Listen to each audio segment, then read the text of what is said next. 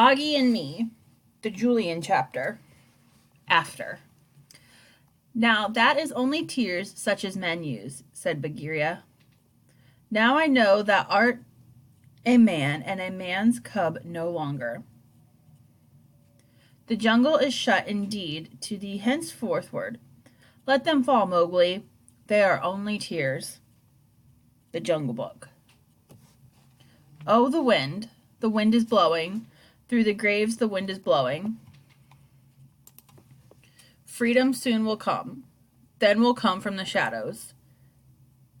Leonard Cohen, The Partisan. Summer Vacation.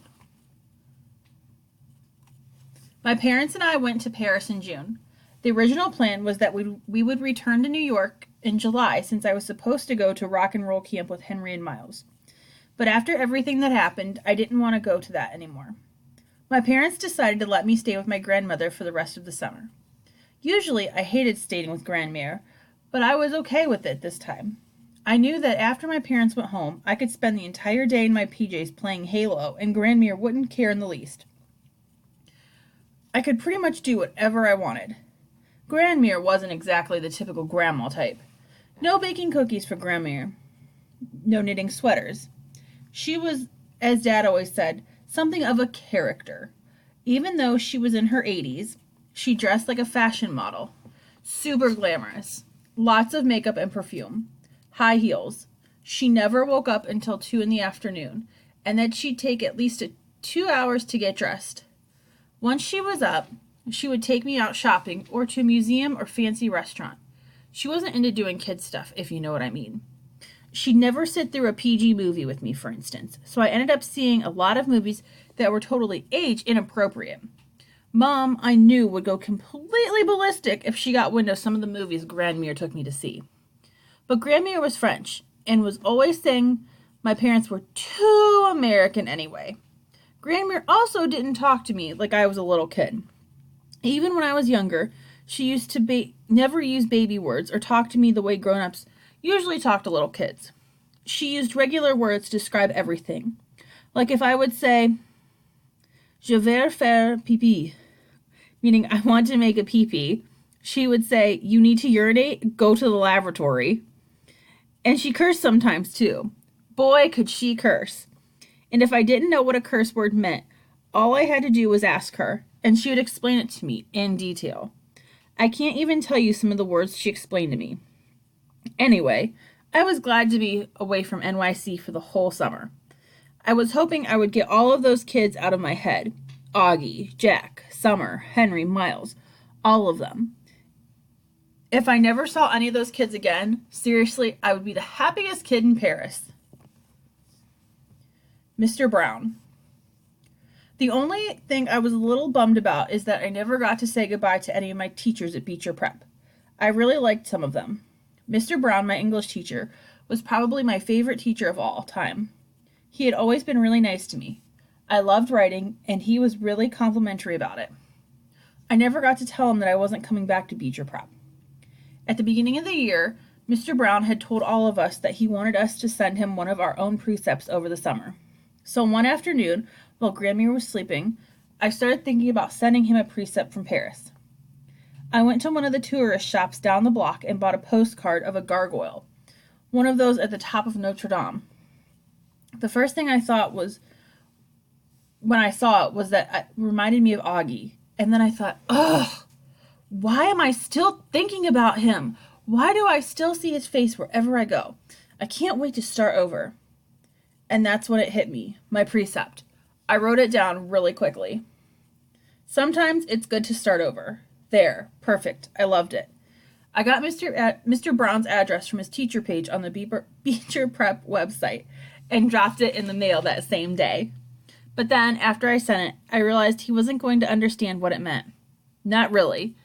He didn't have the whole background story of why I was so happy about leaving Beecher Prep and starting over somewhere new. So I decided to write him an email to tell him everything that had happened last year. I mean, not everything. Dad had specifically told me not to ever tell anyone at the school about the mean stuff I did to Auggie for legal reasons. But I wanted Mr. Browne to know enough so that he would understand my precept. I also wanted him to know that I thought he was a great teacher. Mom had told everyone I wasn't going back to Beecher Prep because we were unhappy with the academics and the teachers. I kind of felt bad about that because I didn't want Mr. Browne to ever think I was unhappy with him. So anyway, I decided to send Mr. Browne an email. From Julian Albanas at easymail.com regarding my precept. Hi, Mr. Browne. I just sent you my precept in the mail. Sometimes it's good to start over. It's on a postcard of a gargoyle. I wrote this precept because I'm going to a new school in September. I ended up hating Beecher Prep. I didn't like the students, but I did like the teachers, and I thought your class was great. So don't take my not going back personally. I don't know if you know the whole long story, but basically the reason I'm not going back to Beecher Prep is, well, not to name names, but there was one student I really didn't get along with. Actually, it was two students. You can probably guess who they are because one of them punched me in the mouth. Anyways, these kids were not my favorite people in the world. We started writing mean notes to each other. I repeat, each other. It was a two-way street, but I'm the one who got in trouble for it. Just me. It was so unfair. The truth is, Mr. Tushman had it in for me because my mom was trying to get him fired. Anyway, long story short, I got suspended for 2 weeks for writing the notes. No one knows this, though. It's a secret, so please don't tell anyone. The school said it had a zero-tolerance policy against bullying, but I don't think what I did was bullying. My parents got so mad at the school, they decided to enroll me in a different school next year. So yeah, that's the story. I really wish that student had never come to Beecher Prep. My whole year would have been so much better. I hated having to be in his classes. He gave me nightmares. I would still be going to Beecher Prep if he hadn't been there. It's a bummer. I really liked your class, though. You were a great teacher. I wanted you to know that. I thought it was good that I hadn't named names, but I figured he'd know who I was talking about. I really didn't expect to hear back from him, but the very next day, when I checked my email, there was an email from Mr. Browne. I was so excited. To Julian from Mr. Browne regarding my precept. Hi, Julian. Thanks so much for your email. I'm looking forward to getting the gargoyle postcard. I'm so sorry to hear you won't be coming back to Beecher Prep. I always thought you were a great student and a gifted writer. By the way, I love your precept. I agree, sometimes it's good to start over. A fresh start gives us a chance to reflect on the past, weigh the things we've done, and apply what we've learned to those things to the future. If we don't examine the past, we don't learn from it. As for the kids you don't like, I do think I know who you're talking about. I'm sorry this year didn't turn out to be a happy one for you, but I hope you take a little time to ask yourself why. Things that happen to us, even the bad stuff, can often teach us a lesson about ourselves. Do you ever wonder why you had such a hard time with these two students? Was it perhaps a friendship that bothered you? Were you troubled by Augie's physical appearance? You mentioned that you started having nightmares. Did you ever consider maybe you were just a little afraid of Auggie, Julian? Sometimes fear can make even the nicest kids say and do things they would never ordinarily say or do. Perhaps you should explore these feelings further. In any case, I wish you the best of luck in your new school, Julian. You're a good kid, a natural leader. Just remember to use your leadership for good, huh? Don't forget, always choose kind. I don't know why, but I was so happy to get that email from Mr. Browne. I knew he would be understanding. I was so tired of everyone thinking I was this demon child, you know? It was obvious that Mr. Browne knew I wasn't. I reread his email like 10 times, and I was smiling from ear to ear. So, Grandmere asked me. She had just woken up and was having her breakfast, a croissant and café au latte delivered from downstairs. I haven't seen you this happy all summer. What is it that you're reading, mon cher? Oh, I got an email from one of my teachers, I answered. Mr. Browne. From your old school, she asked. I thought they were all bad, those teachers. I thought it was good riddance to them. Grandmere had a thick French accent that was hard to understand sometimes. What? Good riddance, she repeated. Never mind. I thought the teachers were all stupid. The way she pronounced stupid was funny. Like, stupid. Not all. Not Mr. Browne, I answered. So what did he write that made you so happy? Oh, nothing much, I said. It's just, I thought everyone hated me, but now I know Mr. Browne doesn't. Grandmere looked at me. Why would everyone hate you, Julian? she asked. You are such a good boy. I don't know, I answered. Read me the email, she said. No, Grandmere, I started to say. Read, she commanded, pointing her fingers at the screen. So I read Mr. Browne's letter aloud to her. Now Grandmere knew a little bit about what had happened at Beecher Prep, but I don't think she knew the whole story. I mean, I think Mom and Dad told her the version of the story they told everyone else, with maybe a few more details. Grandmere knew there was a couple of kids who had made my life miserable, for instance, but she didn't know the specifics.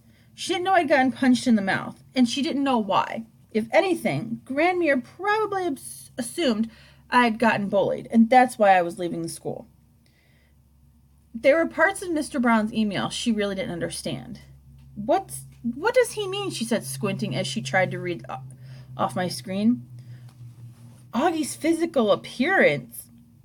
One of the kids that I didn't like, Auggie, had this, awful facial deformity, I answered. It was really bad. He looked just like a gargoyle. Julian, she said, that is not very nice. Sorry.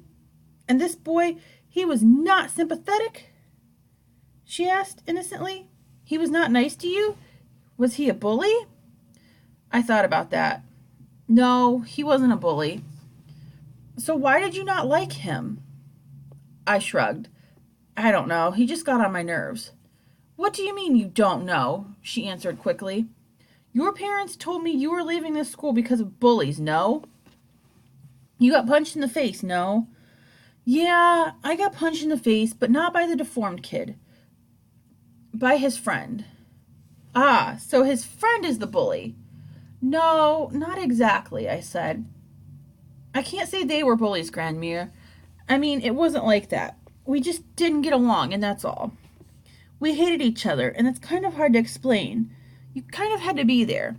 Here, let me show you what he looked like.